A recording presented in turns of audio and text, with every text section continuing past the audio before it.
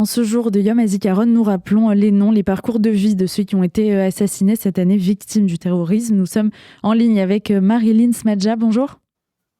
Bonjour Elsa, bonjour, jour difficile pour nous. Oui, et on va en parler bien sûr. Vous êtes docteur en sciences de l'éducation et cofondatrice du mouvement Women Wage Peace. Et ce mouvement, vous l'aviez créé avec Viviane Silver, qui a été assassinée le 7 octobre au kibbutz Be'eri. Justement, c'est une journée que vous appréhendiez particulièrement, Yom HaZikaron, cette année.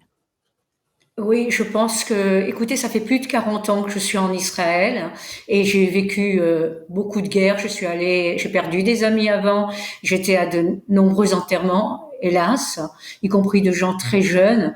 Mais pour moi, cette année, pour de nombreux Israéliens, je crois la majorité des Israéliens, le ressenti est que c'est vraiment un des pires jours du souvenir, un des pires Yom HaZikaron.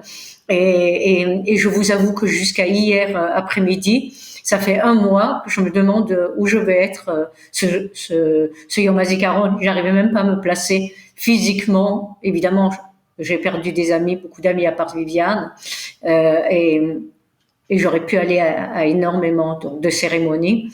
Et seulement quelques heures avant, j'ai décidé de retrouver la grande cérémonie qui se déroulait à Tel Aviv, où il y a eu des dizaines de milliers d'ailleurs de gens qui sont venus. C'était exceptionnellement rempli et très fort.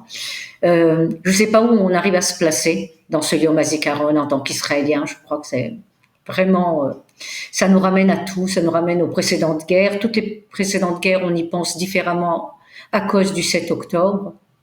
Et, et chaque personne, en tout cas dans ma vie et dans la vie de nombreux Israéliens qui ne sont plus là, ça nous paraît une injustice profonde. C'était la majorité, c'était des civils et des gens qui voulaient la paix, qui voulaient des accords avec les Palestiniens, qui ont aidé les Palestiniens, par exemple Viviane.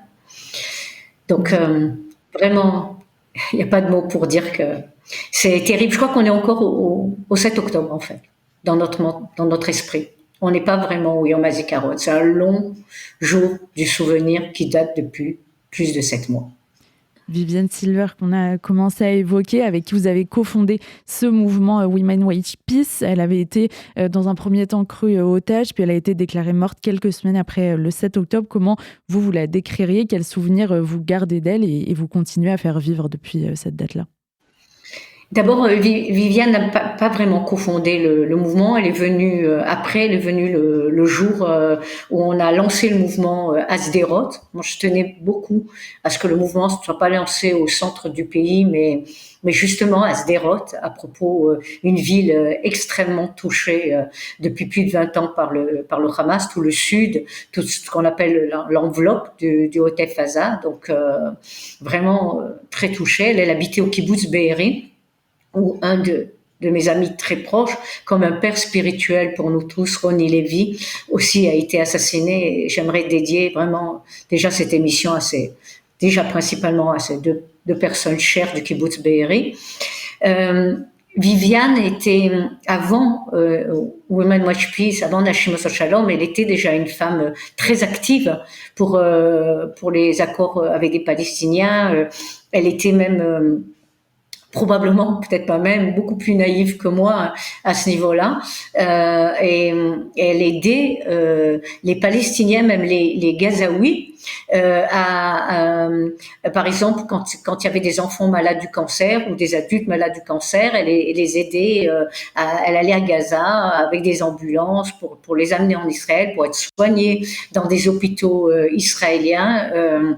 Et elle a ouvert sa porte, comme Ronnie Levy a ouvert sa porte. C'était des gens, la majorité des gens d'ailleurs du sud et de la bande, enfin de la bande qui est proche de la bande de Gaza, étaient des gens pour la paix. Donc la première chose à dire, et le premier, c'est même pas souvenir, fait réel, c'est que Viviane était une femme de paix et que les gens qui l'ont brûlée, les barbares, qui l'ont brûlée vive, jusqu'à qu'elle a été d'abord déclarée comme disparue par l'armée israélienne. Après, elle a été déclarée comme otage. Et après, c'est grâce à des archéologues, imaginez-vous Lisa, des traces de carbone de ses cendres qu'elle a été déclarée comme donc assassinée. Et on n'a même pas pu l'enterrer. Il n'y avait rien à enterrer. Il n'y avait pas de corps à enterrer. Donc on a fait une cérémonie du souvenir pour se rappeler d'elle. Et c'était une femme vraiment d'une bienveillance, d'une gentillesse absolument incroyable, qui croyait vraiment qu'on pouvait faire des accords avec les Palestiniens et qu'il y avait un humanisme exemplaire. Et j'aimerais bien que les gens qui manifestent en ce moment en Europe, y compris dans les campus européens et aux États-Unis, aient ce même humanisme envers l'autre, quel qu'il soit, quelle que soit sa religion, quelles que soient ses idées politiques. Viviane était vraiment comme ça. Et je pense qu'il faut qu'on retienne que le 7 octobre, qui a été un génocide et même un génocide, puisqu'il y a eu des viols et abus sexuels organisés, méthodiques, nous en avons la preuve, a été fait par des barbares qui n'ont rien à voir avec, ils sont pas pour la cause palestinienne, le Hamas, le djihad islamique, tous ces mouvements là qu'on entend en Europe, qui sont soutenus de tous les côtés, y compris par la gauche, enfin une gauche extrême qui se veut humaniste. Sont pas du tout des mouvements de paix, sont pas du tout des gens de paix. Au contraire, ils se servent de leur population comme bouclier. Donc, je ne sais pas ce que Viviane dirait aujourd'hui si elle devait revenir après qu'elle ait été assassinée, après qu'elle ait su que dans son kibboutz, il y a eu plus de 100 personnes qui ont été assassinées. Ça a été un kibboutz qui a été très touché, Be'eri, il a été visé. Quand elle saura que les barbares et les Gazaouis lambda qui ont rejoint ces terroristes ont dessiné, grâce au fait qu'il y avait porte ouverte à Be'eri, exactement les plans de chaque maison, de la salle à manger de Be'eri, de où chaque chose se trouvait, où la classe qui assurait la sécurité se trouvait. Je sais pas. Moi, je suis incapable de parler en son nom. Je préfère parler d'elle qu'en son nom, parce que je pense qu'on peut vraiment dévier peut-être ce qu'elle pourrait penser après le 7 octobre. Pour vous, en tant que citoyenne israélienne, en tant qu'amie de Viviane et des autres, en tant que militante aussi, qu'est-ce qui a été le plus fragilisé le 7 octobre et comment vous vivez depuis ? Déjà, la première chose, de manière certaine, et c'est ce que j'aurais voulu beaucoup plus à Women Watch Peace, à mon propre mouvement que j'ai cofondé, qui est un mouvement de droite, je rappelle, de droite, centre et gauche. Donc vraiment, moi je vote aussi à droite. Et je respecte évidemment toutes les opinions et je suis pour l'unité, pour la solidarité.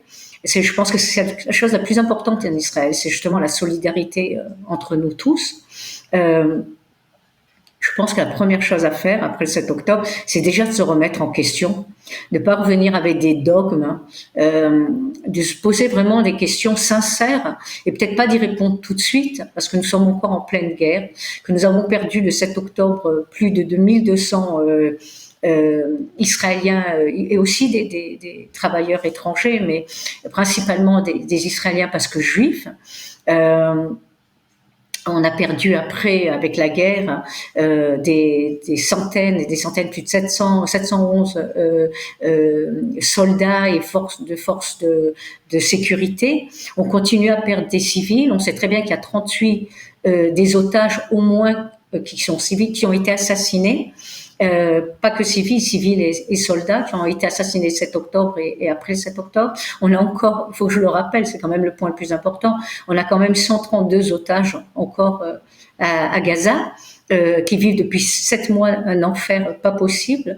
Donc pour moi, quand vous me posez la question, et c'est une question difficile, Elsa, qu'est-ce que je remets en question ? Je dirais je remets en question pratiquement tout.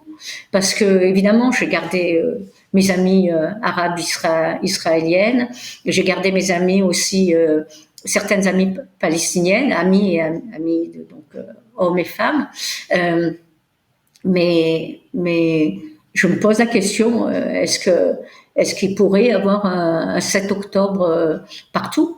Dans tout le pays, est-ce qu'on peut vraiment faire confiance aujourd'hui et à qui ?